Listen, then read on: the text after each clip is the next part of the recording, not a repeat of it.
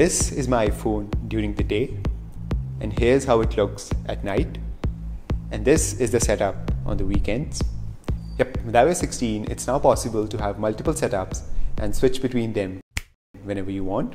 And in this video, I'm going to show you how you can set up multiple lock screens that switch automatically throughout the day and what apps I have on my phone. So this is what's on my iPhone, iOS 16 edition. Okay, so the way it all works is by using focus modes. Yep, you don't need any app or complicated shortcuts to set this up. You can just link different focus modes with different lock screens and then set the times at which you want them to turn on. Like I have the work focus linked to this lock screen and I have it scheduled from 6 AM to 7 PM. So every day at 6 AM, my phone automatically switches to this lock screen, and at 7 PM, it goes back to what I was using before. And then I also have this lock screen linked to my personal focus, which turns on at 7. So just like that, every day at 7 PM, my iPhone goes from this to this, all on its own. And now to take it a step further, you can also choose which home screen pages show up with each focus in settings. Yep, and I've got so many ideas for this that I'm going to do a whole special video about it. So definitely subscribe if you'd like to see that when it drops. But now that you know how it all works, let's take a look at the actual setup.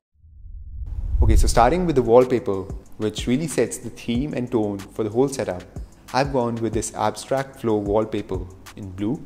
Yeah, I'm actually always on the lookout for new wallpapers, but I just keep coming back to this. I don't know, it's just clean and minimal, and it keeps everything looking good.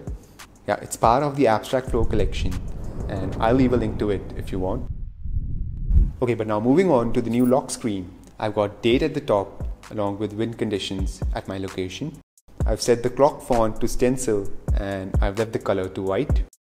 And below that, I've got 3 weather widgets for air quality, temperature, and UV index. Yeah, I think it looks pretty clean and everything just works together. But now if you switch to the personal focus, here I've gone for a more darker theme with like the blacked out wallpaper and the clock. Here at the top, I have the sunset and sunrise time along with the date. And for the widgets below the clock, I have my calendar along with temperature and my alarms. So yeah, the widgets I have on here are very much intentional for like the end of the day.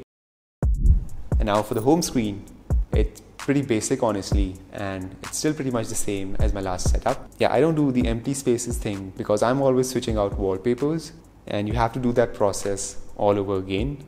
So yeah, I keep it nice and basic with a stack of widgets at the top left along with some of the apps I use every day.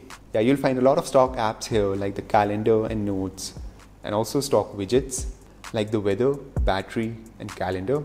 But going over to the next page, which is the only other page I have except for the main home screen, I've got this extra large Nike training widget along with other fitness apps. But yeah, the reason I stick to this 2-page layout is so that I can access the app library quickly. Yeah, I find it to be a lot better at organizing all the apps I have on my phone. Okay, but now inside the app library, these are all the most used apps sorted into different categories. And no surprises, shopping and food is at the top. And you can already see that these 3 are my most used apps for shopping. Myntra is like where I get most of my clothing from. Yeah, it's got all the major brands and it's definitely good for discounts on like Nike and Adidas and stuff. And they do sometimes get exclusives that are not even available on the official website. So it's definitely good for that. Amazon is for everything but fashion. And Zara I feel like is the easiest way to get into more experimental stuff. Like I was really into it until a few years ago with like half my wardrobe filled with their stuff. But now it's kind of fallen apart as it's become more popular. So yeah, I'm trying to move away, but it's kind of hard to find stuff like that elsewhere. Let me know what brands are you shopping these days. And I don't really do food deliveries like ever, but I have a few just in case. Okay, next is social, which is pretty simple. I have Instagram, FaceTime, and WhatsApp. Yeah, like these 3 are the main ones. Okay, moving on to the next category. I've got 25 different music apps because, you know, gotta try them all.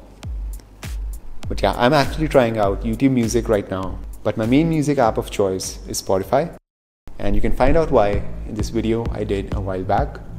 I'll link it somewhere. And finally, YouTube is, for all intents and purposes, my most used app on my phone, like hands down.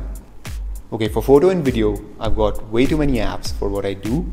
Yeah, I like to use my iPad for all the photo and video work, but I have these here on my phone anyway. I've got Pixelmator Photo, which is good for like removing stuff and people from your photos. Then there is Uppbeat, which is like Canva but faster, and YouTube Studio for replying to all your comments. But yeah, like I said, I mostly do photo and video work on the iPad, so these are here just for like occasional stuff. Yeah, productivity and utility have nothing special.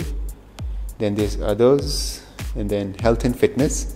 Yes, so I don't go to a gym, but I do work out every day, and these are like the fitness apps I use. Nike Training Club is what I used to use almost exclusively until the new update. Now it's all like video classes, and I don't really like that. But yeah, I've logged over 16,000 minutes and over 800 workouts. I still think it's a pretty good app that's totally free to use. But let me know if you know of any other app that's not like a bunch of videos put together. Like, I'm now using this app by Mark Lauren called You Are Your Own Gym that literally got me started all those years back. So yeah, let me know in the comments. I've also got this breathing app, which is pretty simple to use. You just set the time and hit play and just breathe along. It's kind of like the Breathe app on the Apple Watch. And travel is what I used to do, but it's been a long time since then. But yeah, Airbnb and Booking.com is what I use the most. Hopper was also a pretty good app for flights, but then Google Flights just got so good that there's literally no competition. And then there's a bunch of region-specific apps that you download while you're there. But yeah, travel is what I hope to do more, but just gotta figure some stuff before. And speaking of things I need to figure out, here are all my banking apps in finance. And then creativity, yeah, there's nothing here except like backdrops, which is where I get my wallpapers from. And then at the end, we have games and education, which I surprisingly never do on my phone. Yeah, I do play on the console, but that too when like there's a new game out that I really want to play. Like Ragnarok is coming this winter, and I cannot wait to play that game. But yeah, I have some classics here like Monument Valley and Alto's Adventure, which are like some of the most visually impressive games on the App Store. I've still got Tiny Wings, which was huge in the early days, and Threes, which was like a phenomena at the time. Like, I still remember that music, it was just so good. Yeah, I could listen to this all day. Yeah, I've spent hours together just trying to get to the next level. But yeah, never really played anything like that again on the phone. But yeah, that's all I have on my phone. Hope you found something for yourself. Don't forget to drop your recommendations in the comments. Like this video if you loved it, and subscribe. And I'll see you in the next one.